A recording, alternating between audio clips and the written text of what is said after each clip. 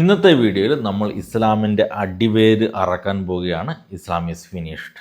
ഇസ്ലാമിനെ അടപടലം പൂട്ടുന്ന അടിവേരറക്കുന്ന ഇസ്ലാമിക് ഡെലിമ എന്ന ഖുറാൻ കോൺട്രഡിക്ഷനെ കുറിച്ചിട്ടാണ് ഇന്നത്തെ വീഡിയോയിൽ നമ്മൾ പരിശോധിക്കുക. ഇതൊരു 3 വീഡിയോ സീരീസാണ്. ഇസ്ലാമിക് ഡെലിമയെക്കുറിച്ചും അത് കൃത്യമായി മനസ്സിലാക്കാനായിട്ട് നമ്മൾ നിർബന്ധമായും അറിഞ്ഞിരിക്കേണ്ട ഖുറാൻ വചനങ്ങൾ എന്തെല്ലാമെന്നും വിശദമായിട്ട് തുടർന്ന് വരുന്ന വീഡിയോയിൽ നമ്മൾ പരിചയപ്പെടാൻ പോവുകയാണ്. അതുകൂടാതെ പൊതുവെ ഇസ്ലാമിക ദാവാക്കാർ ഇതിനെന്ത് മറുപടിയാണ് പറയുന്നതെന്നും അവരുടെ മറുപടിയിലെ പോരായ്മകൾ എന്താണെന്നതിനെക്കുറിച്ച് അതിനെ എങ്ങനെ അഡ്രസ്സ് ചെയ്യണമെന്നൊക്കെയുള്ള വളരെ വിശദമായിട്ട് നമ്മൾ ഈ വീഡിയോ സീരീസിലൂടെ കാണുന്നതാണ്. ഈ 3 വീഡിയോയും ഒരു പ്ലേലിസ്റ്റായിട്ട് യൂട്യൂബ് ചാനലിൽ ക്രിയേറ്റ് ചെയ്യുന്നതായിരിക്കും. 3 വീഡിയോയും നമുക്ക് ഒരുമിച്ച് കാണാൻ സാധിക്കും. എന്നാൽ അതിലേക്ക് കടക്കുന്നതിന് മുൻപ് എന്താണ് ഈ ഇസ്ലാമിക് ദെലിമ എന്ന് വളരെ ചുരുക്കത്തിൽ നമുക്കൊന്ന് പരിശോധിക്കാം. ക്രിസ്ത്യാനികളുടെയും യഹൂദരുടെയും വേദഗ്രന്ഥങ്ങളായ തോറയുടെയും സുവിശേഷങ്ങളുടെയും ദൈവികത, അതുപോലെ തന്നെ യാതൊരു രീതിയിലുള്ള തെറ്റും വരാതെയുള്ള പരിപൂർണമായ സംരക്ഷണവും ഈ പുസ്തകങ്ങളുടെ ആധികാരികതയും ഖുറാൻ പലതവണ ആവർത്തിച്ച് പ്രഖ്യാപിക്കുന്നുണ്ട്. Quran affirms the inspiration, the preservation and the authority of the Jewish and Christian scriptures, the Torah and the gospel. Quran അനുസരിച്ച് യഹൂദരുടെയും ക്രൈസ്തവരുടെയും വേദഗ്രന്ഥങ്ങൾ അള്ളാഹുവിൻ്റെ വചനമാണ്. അത് തിരുത്തപ്പെട്ടതല്ല, അത് തിരുത്താൻ ആർക്കും സാധിക്കുകയുമില്ല. എന്നാൽ ഇസ്ലാമിൻ്റെ അടിസ്ഥാന പ്രബോധനങ്ങൾക്ക് പോലും ഘടകവിരുദ്ധമാണ് ക്രിസ്ത്യാനികളുടെയും യഹൂദരുടെയും ഈ വേദഗ്രന്ഥങ്ങൾ. സംഗതി വളരെ സിമ്പിളാണ്. 2 സാധ്യതകൾ മാത്രമാണ് നമ്മുടെ മുന്നിലുള്ളത്. ഒന്നെങ്കിൽ ക്രിസ്ത്യാനികളുടെ കയ്യിലുള്ള ബൈബിൾ ദൈവത്തിൻ്റെ യഥാർത്ഥ തിരുത്തപ്പെടാത്ത വചനമാണ്, അല്ലെങ്കിൽ അല്ല. ഒന്നാമത്തെ സാധ്യത, നമ്മുടെ കയ്യിലുള്ള ബൈബിൾ ഒട്ടും മായം ചേർക്കപ്പെടാത്ത ദൈവത്തിൻ്റെ യഥാർത്ഥ വചനമാണെന്ന് വയ്ക്കുക. അങ്ങനെയാണെങ്കിൽ ഇസ്ലാം പൂർണ്ണമായും തെറ്റാണ്. കാരണം ക്രിസ്തുവിൻ്റെ ദൈവത്വം, കുരിശുമരണം പോലെയുള്ള ബൈബിളിൻ്റെ അടിസ്ഥാന തത്വങ്ങൾക്ക് നേർ വിപരീതമായിട്ടുള്ള കാര്യങ്ങളാണ് ഖുറാൻ പഠിപ്പിക്കുന്നത്. ഇനി രണ്ടാമത്തെ സാധ്യത, ഇനി നമ്മുടെ കയ്യിലുള്ള ബൈബിൾ ദൈവവചനമല്ല, അത് പണ്ടേ തിരുത്തപ്പെട്ടതാണെന്ന് വയ്ക്കുക. അങ്ങനെയാണെങ്കിലും ഇതെല്ലാം ദൈവവചനമാണ് എന്നും അള്ളാഹുവിൻ്റെ വചനമാണ് എന്നും അള്ളാഹുവിൻ്റെ വചനം ആർക്കും തിരുത്താൻ സാധിക്കില്ല എന്നൊക്കെ പറഞ്ഞ് ആ ഖുറാൻ അടിസ്ഥാനപ്പെടുത്തിയിട്ടുള്ള ഇസ്ലാം വീണ്ടും തെറ്റാണെന്ന് തെളിയുന്നു. ചുരുക്കി പറഞ്ഞാൽ, ബൈബിൾ ശരിയാണെങ്കിൽ ഇസ്ലാം തീർന്നു, ബൈബിൾ തെറ്റാണെങ്കിലും ഇസ്ലാം തീർന്നു.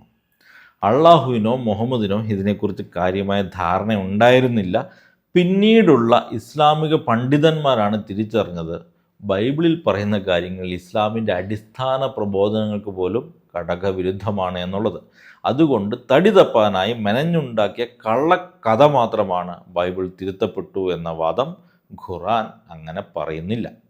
ഇവിടുത്തെ സാധാരണക്കാരായിട്ടുള്ള മുസ്ലിങ്ങൾ ധരിച്ചു വച്ചിരിക്കുന്ന ബൈബിൾ പിന്നീട് തിരുത്തപ്പെട്ടു, മായം ചേർക്കപ്പെട്ടു എന്നാണ്. എന്നാൽ ഇത് വെറും പച്ചക്കള്ളമാണ്. ഖുറാൻ അങ്ങനെ പഠിപ്പിക്കുന്നില്ല. ഖുറാൻ ഉറപ്പിച്ചും തറപ്പിച്ചും പറയുന്നത് ബൈബിൾ ശരിയാണ് എന്നാണ്. ഖുറാൻ അനുസരിച്ച് ക്രൈസ്തവരുടെയും യഹൂദരുടെയും കയ്യിലിരിക്കുന്ന ബൈബിൾ തിരുത്തപ്പെട്ടതല്ല.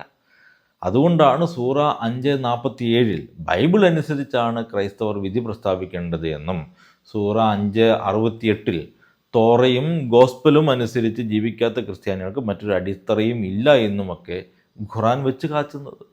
അവിടെയൊന്നും തീരുന്നില്ല. മുൻ വേദങ്ങളൊക്കെ ദിക്റാണെന്നും കിതാബുള്ള അഥവാ അള്ളാഹുവിൻ്റെ ഗ്രന്ഥമാണെന്നും കലാമുള്ള അഥവാ അള്ളാഹുവിൻ്റെ വചനമാണെന്നും പറയുകയും അതോടൊപ്പം തന്നെ ആ ദിക്റിനെ പരിരക്ഷിക്കുമെന്ന് വാഗ്ദാനം ചെയ്യുകയും അള്ളാഹുവിൻ്റെ വചനത്തെ ആർക്കും തിരുത്താൻ സാധിക്കില്ല എന്ന് അടിവരയിട്ട് പ്രഖ്യാപിക്കുകയും ചെയ്യുന്നുണ്ട് അള്ളാഹു.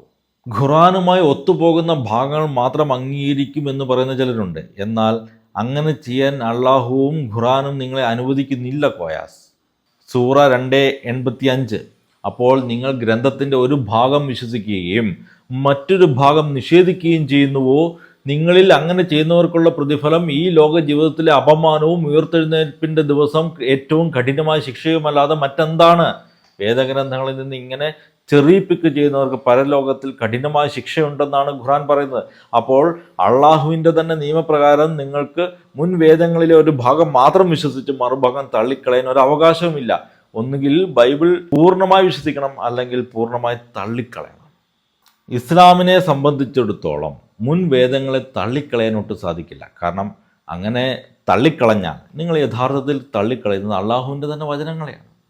മുൻപ് അവൻ അവതരിപ്പിച്ച ഗ്രന്ഥത്തിലും വിശ്വസിക്കുവിൻ എന്ന് സൂറ 4 136 പറയുന്ന അള്ളാഹുവിൻ്റെ കൽപ്പനയെ തന്നെയാണ് നിങ്ങളവിടെ നിരാകരിക്കുന്നത്, തിരസ്കരിക്കുന്നത്. എന്നാൽ നേരെ മറിച്ച് താൻ മുൻപ് അവതരിപ്പിച്ച ഗ്രന്ഥങ്ങളിൽ വിശ്വസിക്കുമെന്ന അള്ളാഹുവിൻ്റെ കൽപ്പന അനുസരിച്ചുകൊണ്ട് നിങ്ങൾ മുൻ വേദങ്ങളെ, അതായത് തോറയെയും സുവിശേഷങ്ങളെയും വിശ്വസിച്ച് സ്വീകരിച്ചാലോ? യേശുവിൻ്റെ കുരിശുമരണവും ഉത്ഥാനവും അടക്കം ഇസ്ലാം മതത്തിൻ്റെ അടിത്തറ തന്നെ തകർക്കുന്ന കാര്യങ്ങൾ വിശ്വസിച്ചുകൊണ്ട് നിങ്ങൾ ഇസ്ലാം മതത്തെ തന്നെ നിരാകരിക്കേണ്ടി വരുന്ന ഒരു ഗതികേടിലേക്ക് എത്തിച്ചേരുകയും ചെയ്യും. ഇനി തോന്നിയ പോലെ ചെറിയ പിക്ക് ചെയ്ത് ഇഷ്ടമുള്ള ഭാഗം മാത്രം തിരഞ്ഞെടുത്ത് വിശ്വസിക്കാമെന്ന് വിചാരിച്ചാലോ?